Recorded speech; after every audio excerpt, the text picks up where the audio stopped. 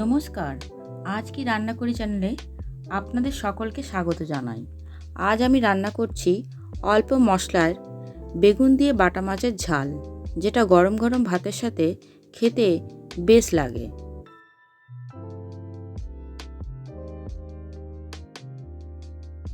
প্রথমেই কড়াতে সর্ষের তেল দিয়ে দিলাম। তেল গরম হয়ে গেছে। নুন হলুদ মাখানো বাটা মাছগুলো এবার কড়াতে ছেড়ে দিলাম।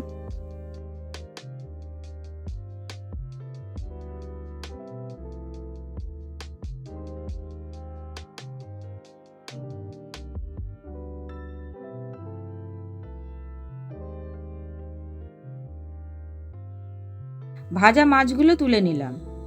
ওই তেলে বেগুন দিয়ে একটুখানি নুন আর হলুদ দিয়ে হালকা করে বেগুনগুলো ভেজে তুলে নিলাম।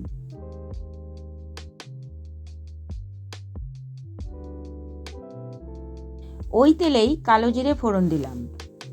এরপর টুকরো করে কাটা দুটো বড় টমেটো দিয়ে ভাজতে থাকলাম।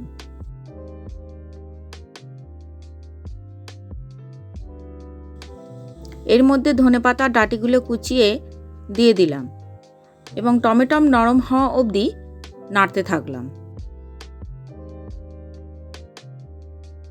এরপর স্বাদ মতো নুন, কয়েকটি চেরা কাঁচা লঙ্কা, হাফ চা চামচ হলুদ গুঁড়ো, হাফ চা চামচ লঙ্কা গুঁড়ো দিয়ে একবার নেড়ে নিলাম।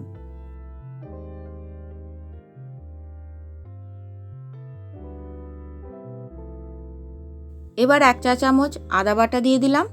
এবার ভালো করে নাড়তে থাকবো।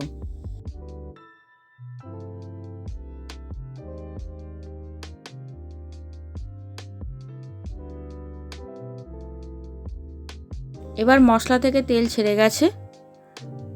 গরম জল অ্যাড করে দিলাম।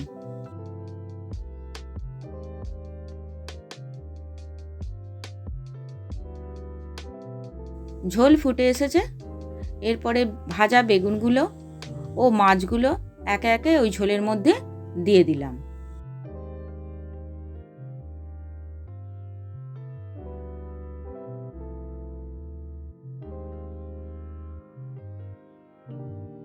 মিনিট 2 পরে ওপর থেকে ধনেপাতা কুচি ছড়িয়ে দিলাম।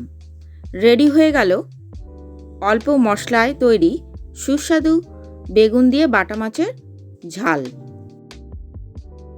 আমার এই রেসিপিটি আপনারা একবার বাড়িতে ট্রাই করে দেখতে পারেন।